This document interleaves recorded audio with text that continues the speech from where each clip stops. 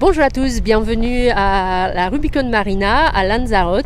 Nous sommes, ça y est, Don McIntyre a préparé la bouée où les navigateurs de la GGR vont venir pour le drop point de Lanzarote.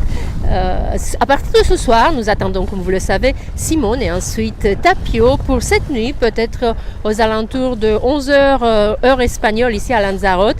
On vous tiendra au courant évidemment de tout ceci. Et nous sommes dans le semi-rigide. Donc voilà la fameuse bouée et voilà le paysage que vous verrez ici à la Marina Rubicon pendant les prochains jours. Et d'ailleurs, dans les 30 prochaines heures, ce sera assez chargé.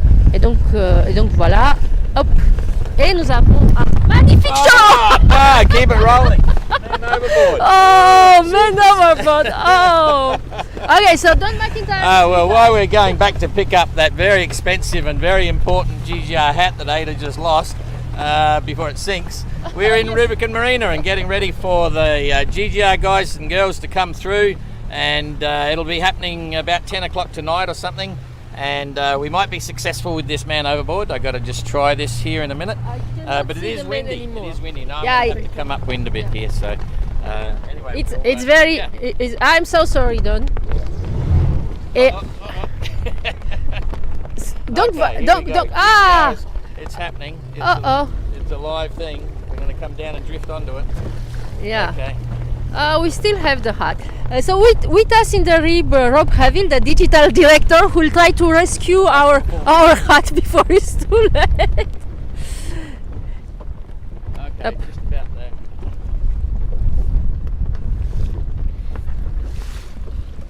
Just about there. Ooh, we got it. Oh, merci, Rob. Okay, so where were we? We were speaking about what are we doing here. Okay, windy in Lanzarote and Rubicon Marina. It's really cool. We just laid the buoy, and it's okay. They'll be in 11 o'clock midnight. Then we'll get a chance to go and get some sleep after Tapio arrives about 1 o'clock or 2 o'clock. And then sometime tomorrow afternoon we'll see maybe Pat or Abelish come in. And then we got about another 10 boats coming through in 24 hours, so it's going to be very hectic. Anyway, it's a beautiful place, Lanzarote, and Rubicon Marina is even better. So that's it. See you tonight. See you tonight. Don't drop your hat again. Just about there. Ooh, we got it. Oh, merci, Rob. Okay, so where were we? We were speaking about what are we doing here. Okay, windy in Lanzarote and Rubicon Marina. It's really cool. We just laid the buoy, and it's okay. They'll be in 11 o'clock midnight. Then we'll get a chance to go and get some sleep after Tapio arrives about 1 o'clock or 2 o'clock. And then sometime tomorrow afternoon we'll see maybe Pat or Abelish come in. And then we got about another 10 boats coming through in 24 hours, so it's going to be very hectic. Anyway, it's a beautiful place, Lanzarote, and Rubicon Marina is even better. So that's it. See you tonight. See you tonight. Don't drop your hat again. Bonsoir à tous, bienvenue à Lanzarote. Il est 10h, c'est le premier bateau arrive, le voyez là. Vous savez déjà, c'est Simon Curwen qui est le premier à Lanzarote après 12 jours. Hello. Okay. Good to see you. Yeah, he's flying along here at the moment. Looking very relaxed. On va essayer de l'approcher. Ce que je disais tout à l'heure, c'est que donc après une semaine difficile au tout début. So how you feeling? Good, Yeah. good. Had a few days of nice weather, some sunshine, time to dry things out, get a bit sorted on the boat. Yeah. So yeah, all good. And I had some good company with Tapio for the last couple of days, which was really nice. You're winning. You know you're the first boat. So it's rumoured, yeah, Tapio was in touch with somebody, which is fantastic, yeah. Eat, sleep, sail, repeat.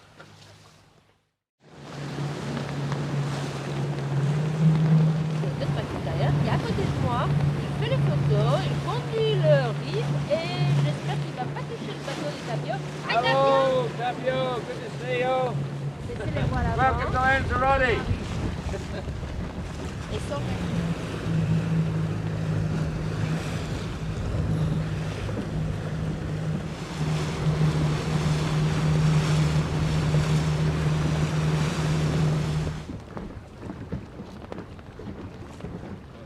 Well done, Tapio.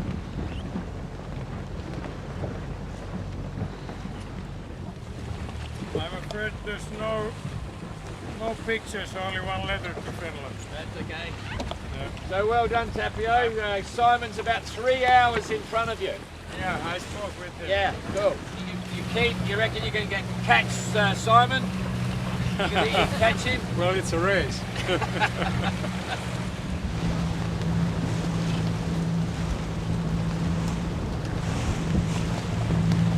Okay, Tapio, see you later. Good luck at sea in Cape Town. Thank you. Okay, bye-bye.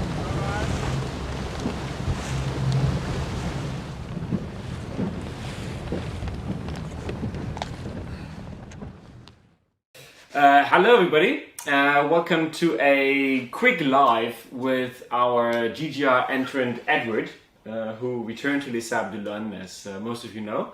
And we thought we'd do a little interview to check how you're doing and what are the news, how was the sailing out there, and to give us a little update and a bit of an insight into the start of the race. So first of all, are you doing well? I'm doing excellent. You know, I'm in Les Sables de Lune, so Right. it's the best place for solo sailors. So I'm doing okay. Yeah, it was a great experience, the race village. How did you experience the 2 weeks leading up to the start and the start on the water itself? Well, it was amazing, you know, and even my guests and people who came to help me load the boat, they were saying that the atmosphere was really, really amazing. So a good event. Yeah, incredible, huh? Especially on the start day, or the spectator boats on the water. Yes, and yes. The big fleet leaving into the Bay of Biscay, and we saw a lot of weather. You saw a lot of weather in the Bay of Biscay. Can you tell us a bit about what were the weather conditions and the swell, the wind, the upwind sailing? Well, we all knew, I guess, from internet, from Predict Wind or Windy, that it's not going to be very easy, and that after 1 or 2 days, depends where you are going to sail, you will face some strong winds and bigger waves. So according to my analysis, I didn't want to go south because I anticipated that there will be no wind there. And regardless, I don't feel very well to be too close to the shore on the edges of the semi-stationary low.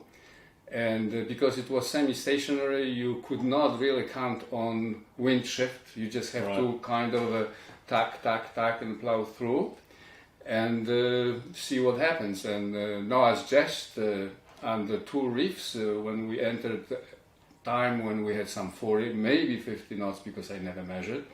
But according to the forecast, there was some patches of 40 to 50. Under 2 reefs, and Stacey was sailing 6, 7 knots sometimes in upwind, and it was pleasant sailing for me. And no leaking, no dripping on the bunk? No leaking, because I fixed, all the, windows and chain plates and so on. There was a bit humidity because you had to keep everything closed, and so you could have some dripping.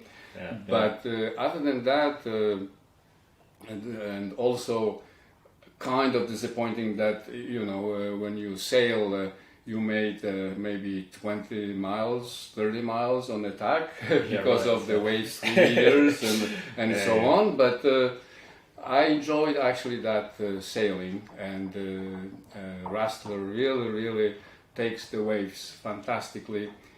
Especially we were sailing in those conditions upwind. Fantastic. So your plan would have been to go due west, and a bit what Tapio was doing, to go out and then do those one big tack south, or to stay in the middle. Well, my plan was not as what Tapio was doing, because I knew it is semi-stationary low, and there will be no wind shift. Right. And so I was trying to go shortest way to finish there. Okay. And doesn't matter what the weather will be. And actually on the second day I had Astro position, and on the first night I had a position from Rosebound lights. Yeah. And Out on the plateau. yes, yeah, off the coast of yeah, Vendée. you could take a direction, and then at one point they kind of line up, right? And on the third day was more wind and waves, 3 meters, and there were some few hours, 2-3 hours, winds probably 40 something.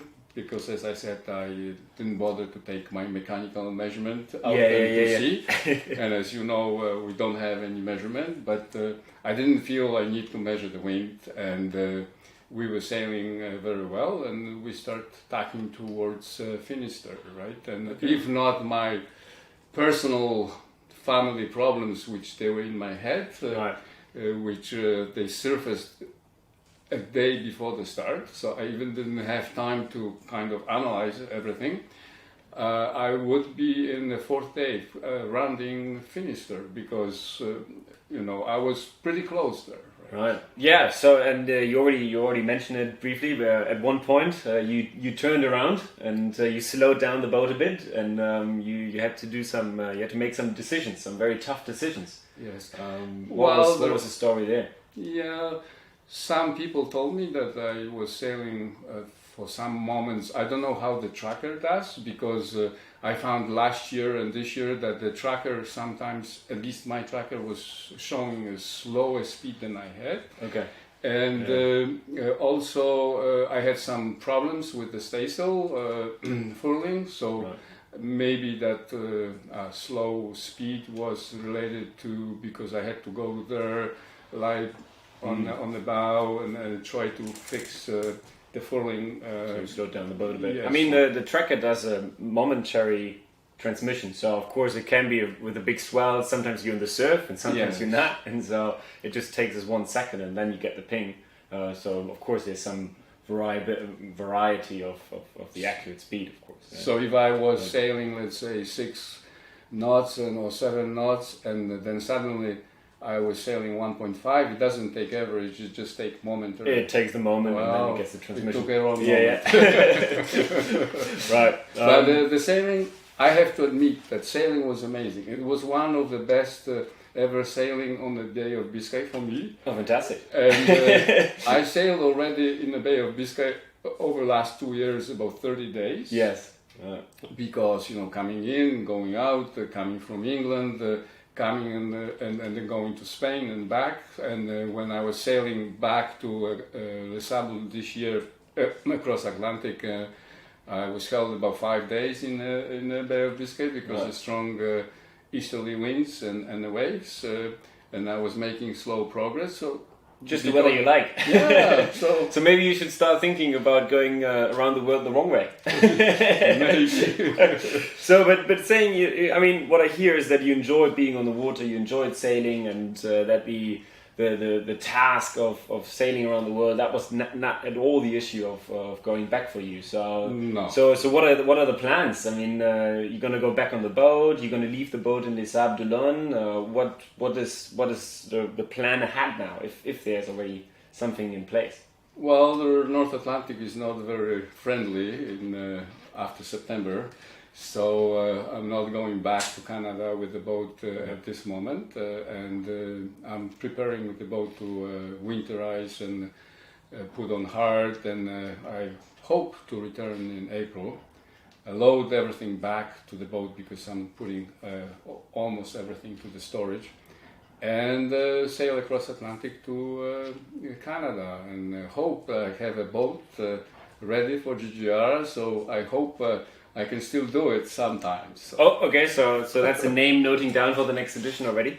Maybe. And you said you told me yesterday that your storage space got a bit bigger than before because you have more gear on the boat. Yes, I have so much gear on the boat, and I had to rent a bigger storage. I don't think so. I have a lot more than other people, except maybe some spare parts because I had like 2 wind generators and 2 hydro vanes and 2 Watson-C, and I had 6 valise kind of navigation aids because of the radio signals, the lights, and everything what you need to approach those photo gates. Right? Okay, so the plan is to winterize the boat, leave it in Les Sables d'Olonne for now, Yes, and then come back probably next year, and then maybe take her back home to Canada. Yes, because if I let's say will do this again, right, and hope complete, then I will still make some changes because it is a learning process, right? And everything is pretty good, but some of it could be better.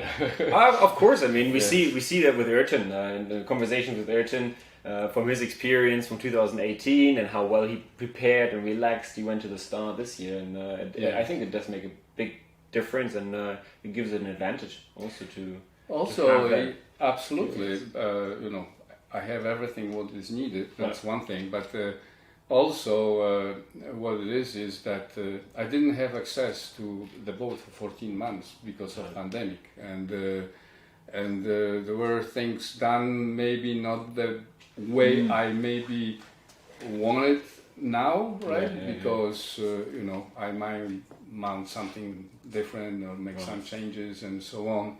So it really actually looks like you need about 3 years time to prepare the boat, right? To get the boat ready and to do the training on the water. Yes, absolutely. Yeah. So you need so that 4 years space is just about good, because then first year you sign or something, and then 3 years to prepare the boat. And I had only 2 years, right? And from those 2 years, 14 months were just a virtual refit. Time is one of the biggest pressures, probably besides the financial pressures, and especially with COVID and the restrictions you had.